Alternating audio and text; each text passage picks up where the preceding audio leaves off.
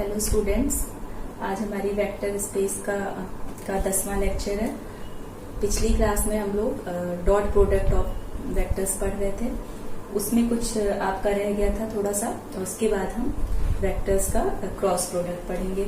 आज हमको पढ़ना था scalar product of two vectors A and B in terms of rectangular components of A and B.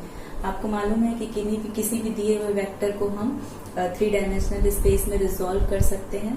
तो उन जो रिजॉल्व पार्ट होते हैं उनको हम रेक्टेंगुलर कंपोनेंट्स ऑफ वेक्टर्स भी बोलते हैं। तो आपको मालूम ही होगा कि हम किस तरह, अगर एक्स एक्सिस पे रिजॉल्व पार्ट A1 के बराबर है, वाई एक्सिस पर A2 के और जेड एक्सिस पर A3 के बराबर है, तो ए वेक्टर को हम किस तरीके से डिनोट करेंगे और बी वेक्टर को किस तरीके से डिनोट करेंगे। तो आप यहाँ पर देख सकते हैं, हमने ऑलरेडी 2 वेक्टर्स एज्यूम कर रखे हैं, वेक्टर ए और वेक्टर बी। उसको उसके रेक्टेंगुलर फॉर्म में भी, यानी कि रेक्टेंगुलर कंपोनेंट के फॉर्म में भी रिजॉल्व कर लिया है, जहां पर ए आपका A1i plus A2j plus A3k और बी वेक्टर जो है आपका B1i plus B2j plus B3k के बराबर है।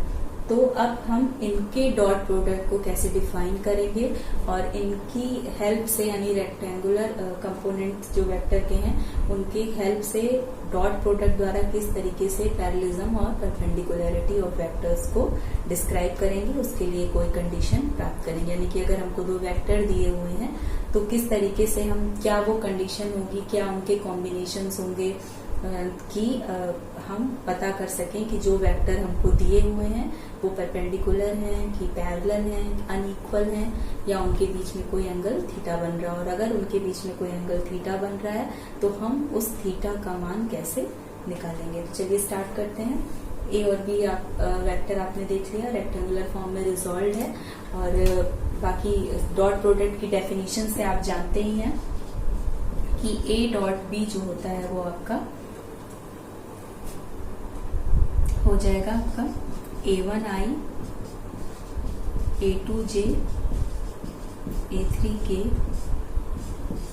इंटू B1i, डॉट का साइन बीच में आ जाएगा,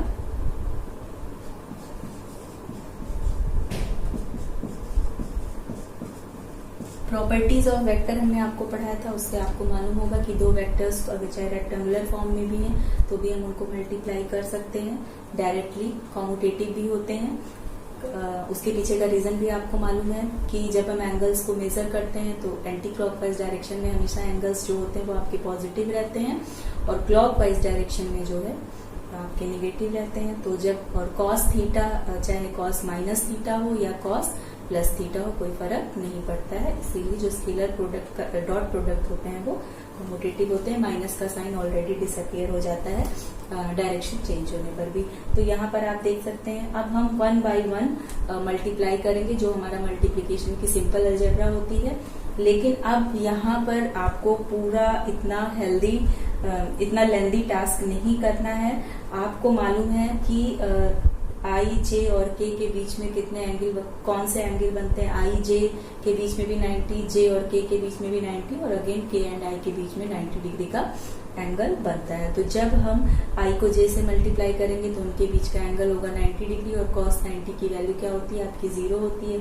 सिमिलरली अगर जे एंड के को मल्टीप्लाई करते हैं और के और आई को मल्टीप्लाई करते हैं तो मल्टीप्लीकेशन इनका 0 हो जाएगा, what ever be the coefficient of them.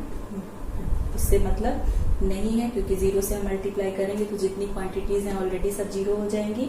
अब यहाँ पर मल्टीप्लीकेशन किसका होगा, आई और आई के बीच में, यानी कि जब सेम रहती है डायरेक्शन और ये आपका यूनिट वेक्टर, तो उसके बीच में एंगल कौन सा बनता है, 0 डिग्री का बनता है, और cos 0 की वैल्यू क्या होती है, 1 होती है।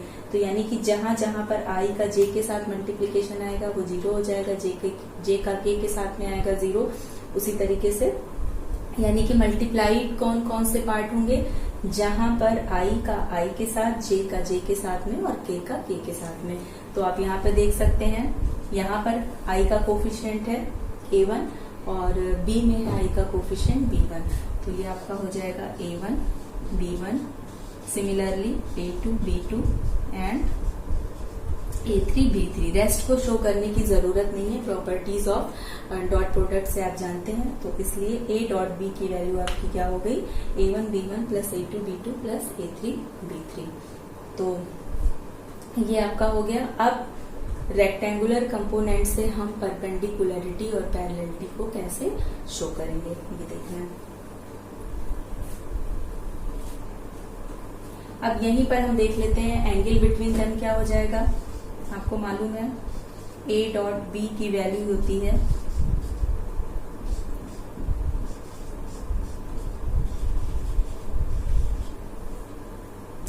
A की मॉड्यूलस वैल्यू क्या होगी, आपको पता ही है, या अभी से छोड़ देते हैं, यहां से निकालते हैं। कॉस थीटा बराबर आपका हो जाएगा A dot B divided by modulus value of A modulus value of B। A dot B की वैल्यू हमने ऊपर निकाली, किसके बराबर है, A1 B1 A2 B2 plus A3 B3। और मॉड्यूलस ऑफ A क्या हो जाएगा, अगर कोई भी वेक्टर रिजॉल्व फॉर्म में है और हमको उसका मॉड्यूलस निकालना है, अगर 2 डायमेंशनल प्लेन है तो I का कोफिशिएंट का स्क्वायर प्लस J के कोफिशिएंट के स्क्वायर का अंडर रूट होता है, और अगर 3 डायमेंशनल स्पेस में रिजॉल्व है तो I के कोफिशिएंट का स्क्वायर प्लस J के कोफिशिएंट का स्क्वायर प्लस K के कोफिशिएंट का स्क्वायर। फर्स्ट केस में आपका वेक्टर A है, I का कोफिशिएंट है आपका A1 स्क्वायर, J का कोफिशिएंट है A2 स्क्वायर और K का कोफिशिएंट है A3 का स्क्वायर। सिमिलरली आपका वेक्टर B के लिए हो जाएगा B1 square plus B2 square plus B3 का स्क्वायर। तो आप देख सकते हैं कॉस थीटा की वैल्यू ये हो जाएगी, और थीटा हो जाएगा आपका cos inverse A1 B1 plus A2 B2 plus A3 B3 divided by under root A1 का स्क्वायर प्लस A2 का स्क्वायर प्लस A3 का स्क्वायर इंटू B1 का स्क्वायर प्लस B2 का स्क्वायर प्लस B3 का square. तो यहां से आप angle between the given vector निकाल सकते हैं। आपको क्या चाहिए होगा, दोनों वेक्टर का डॉट प्रोडक्ट और दोनों गिवन वेक्टर की मॉड्यूलस वैल्यू। अब इसी को आप दूसरे तरीके से भी शो कर सकते हैं। इसकी डेफिनेशन हम जानते हैं, A डॉट B का मतलब क्या होता है, वेक्टर A का मॉड्यूलस इंटू वेक्टर B का modulus into cos theta. Cos theta को उधर ही रहने देते हैं, और ये आपका हो जाएगा A vector into B vector divided by modulus of A modulus of B। और जब किसी गिवन वेक्टर को हम उसकी मॉड्यूलस वैल्यू से डिवाइड करते हैं तो वो उसके यूनिट वेक्टर के बराबर होता है, यानी कि cos theta is equal to हो जाएगा आपका A cap into B cap.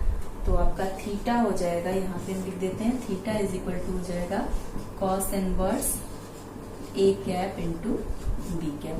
तो एक ये और एक सूत्र इसके पहले हमने निकाला था, तो ये दोनों सूत्र किसी गिवन वेक्टर अगर रिजॉल्व फॉर्म में है, रेक्टेंगुलर कंपोनेंट्स के फॉर्म में डिनोटेड हैं, तो हम उनके बीच का एंगल किस तरीके से निकाल सकते हैं और हम उनको किस तरीके से उनका स्केलर प्रोडक्ट निकाल सकते हैं।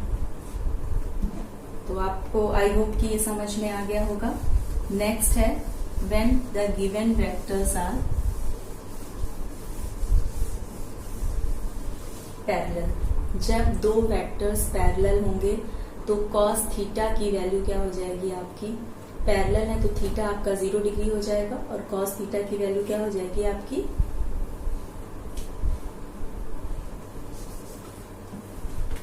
एक तो तरीका वो है। दूसरा, अगर दो given vector A vector is parallel to B vector, तो जब हम आपको पैरेलल वेक्टर पढ़ा रहे थे तो हमने आपको पैरेललिटी की कंडीशन बताई थी कि अगर दो वेक्टर आपस में पैरेलल होते हैं तो A is equal to lambda B होता है आपका। अब आप A is equal to lambda B, यहाँ पर हम इस चीज को अप्लाई करेंगे, तो आप यहाँ पर A को उसके रेक्टेंगुलर कंपोनेंट के फॉर्म में लिख लीजिए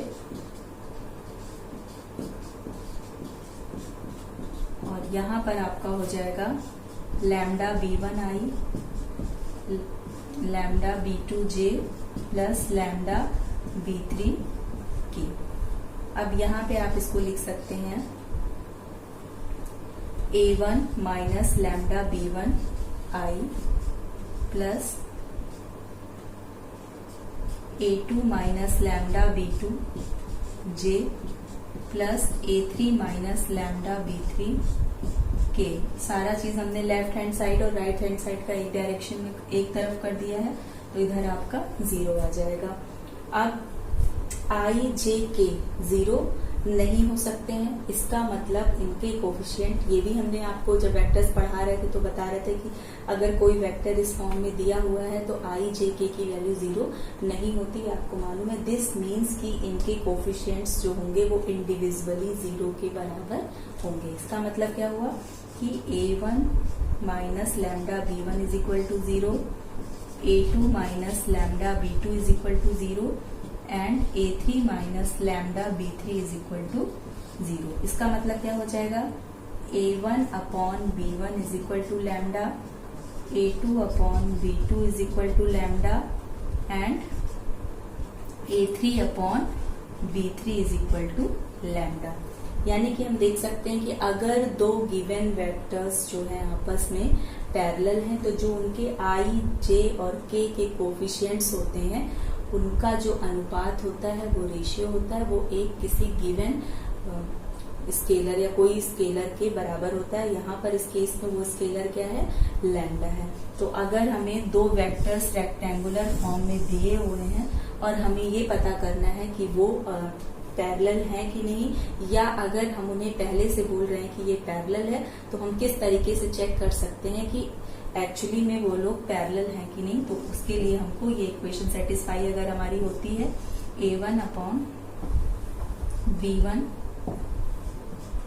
is equal to a2 upon b2 is equal to a3 upon b3 is equal to lambda. Lambda जहां पर कोई स्केलर है, यानी कि उनके कोफिशिएंट्स का, यानी दो गिवन वेक्टर्स अगर पैरेलल हैं तो उनके कोफिशिएंट्स का जो रेशियो होता है वो किसी स्केलर के बराबर होता है और आपस में भी बराबर होता है। तो इस तरीके से अगर कोई दो वेक्टर आपके रेक्टेंगुलर कंपोनेंट के फॉर्म में दिए हुए हैं तो हम जान सकते हैं कि वो पैरेलल हैं कि नहीं। नेक्स्ट कंडीशन है आपकी परपेंडिकुलरिटी की कंडीशन। परपेंडिकुलर होने के लिए दोनों वेक्टर के बीच का एंगल आपका 90 डिग्री होगा। कॉस थीटा की वैल्यू हम लोगों ने निकाली थी, हमारी क्या आई थी, a1 b1 plus a2 b2 plus a3 b3 divided by a1 square plus a2 square plus a3 का square under root b1 square plus b2 square plus b3 का स्क्वायर। हम देख सकते हैं। और cos थीटा की वैल्यू 90, तो cos theta की वैल्यू क्या हो जाएगी, 0। इसका मतलब a1 b1 a2 b2 a3 b3 is equal to 0। यानी कि अगर हमको दो वेक्टर a और b दिए हुए हैं, अगर उनके करस्पॉन्डिंग कोफिशिएंट का प्रोडक्ट, यानी कि i के करस्पॉन्डिंग i के कोफिशिएंट के प्रोडक्ट का सम जो है वो 0 के बराबर आता है, तो इसका मतलब जो गिवन वेक्टर्स हैं वो एक दूसरे के परपेंडिकुलर हैं, यानी उनके बीच में बनने वाला कोण 90 डिग्री का है। तो आई होप कि आपको स्केलर प्रोडक्ट की सहायता से किस तरीके से हम पैरेलल और परपेंडिकुलर वेक्टर्स पता कर सकते हैं, किस तरीके से उनका प्रोडक्ट निकाल सकते हैं, या चौथा हम किस तरीके से उनके बीच का एंगल फाइंड कर सकते हैं। तो आपको आई होप ये समझ में आ गया होगा।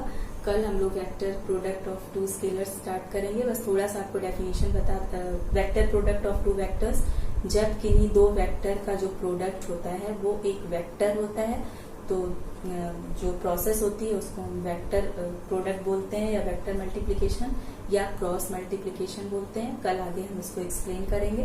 तब तक के लिए आप लोग का डॉट प्रोडक्ट खत्म हो गया, उसको रिवाइज करिए, घर में रहिए, सुरक्षित रहिए। Thank you.